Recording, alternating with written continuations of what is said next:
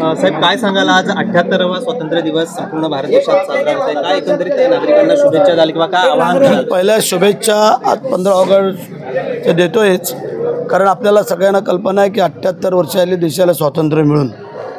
त्यावेळची परिस्थिती आणि आताची परिस्थिती फार मोठा आमूलाग्र बदल झालेला आहे आणि त्या अनुषंगाने आज आपला देश प्रगतीपथावरती चाललेला आहे.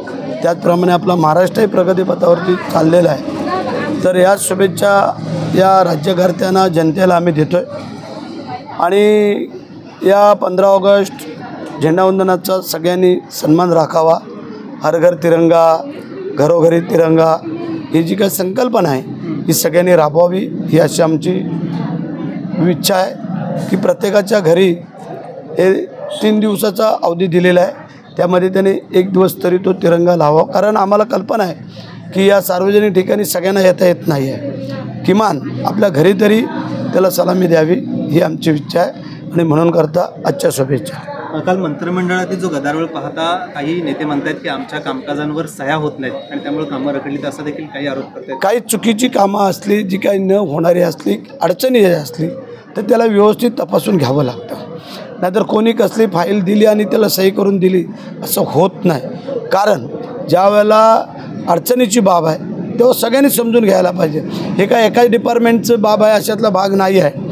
आणि म्हणून करता ज्या काही आत्तापर्यंत जे काय आपलं स्वच्छ सरकार चालू आहे त्याचं कारणच ते आहे की त्यात कुठंही आडफाटा नाही आहे, पारदर्शकता आहे आणि ती पारदर्शकता असावी म्हणून कदाचित मुख्यमंत्र्यांनी ते सांगितलं असेल की बाबा जी फायली आहेत त्या तुम्ही व्यवस्थित खालून क्लिअर करून आणा तर आम्ही सही करू. आणि जर चुकीची फायली आणली तर कोणच सही करू शकत नाही. लाडकी बहीण योजना ही महिलांना भीती दाखवण्याचा प्रकार आहे असं जयंत पाटील म्हणाले, राष्ट्रवादीचे. आता काय आलं, त्यांच्या पायाखालची वाळू सरकले. ते बोलले पैसे मिळणार नाहीत. कालपासून पैसे टाकायला सुरुवात झाली. 17 तारखेपर्यंत सगळ्यांना पैसे मिळले जातील आणि 1 वर्षाची पूर्ण तरतूद या बजेटमध्ये करून ठेवलेले, ते पैसे बाजूला करून ठेवलेले आहेत. आम्ही विकास कामाला खात्री दिली, परंतु लाडक्या बहिणीचं आम्ही संगोपन करतो आहे. म्हणून करता विरोधकांना बोलणंच आहे, किती जरी तुम्ही कोणी चांगली कामं केलीत तरी काय नाही काहीतरी त्यातला बहाणा करावाच लागतो. त्याप्रमाणे विरोधकांनी केले. आम्ही आमचं काम करत राहू, त्यांनी त्यांचं काम करत राहू.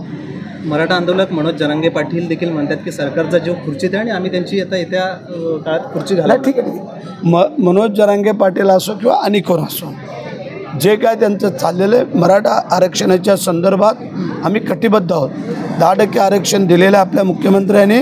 त्यामुळे असं नाही की मुख्यमंत्रीनी काय पळवाटा काढतायत. जी वस्तुस्थिती आहे ती दिलेलं आहे.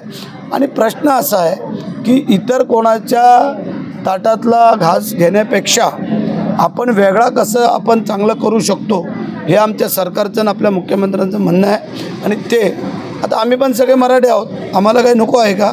हवं आहे, परंतु ज्या काही गोष्टी होणाऱ्या नाहीत त्याचा कोणी हट्ट धरू नये हे आमचं म्हणणं आहे. एबीपी माझा, उघडा डोळे बघा नीट.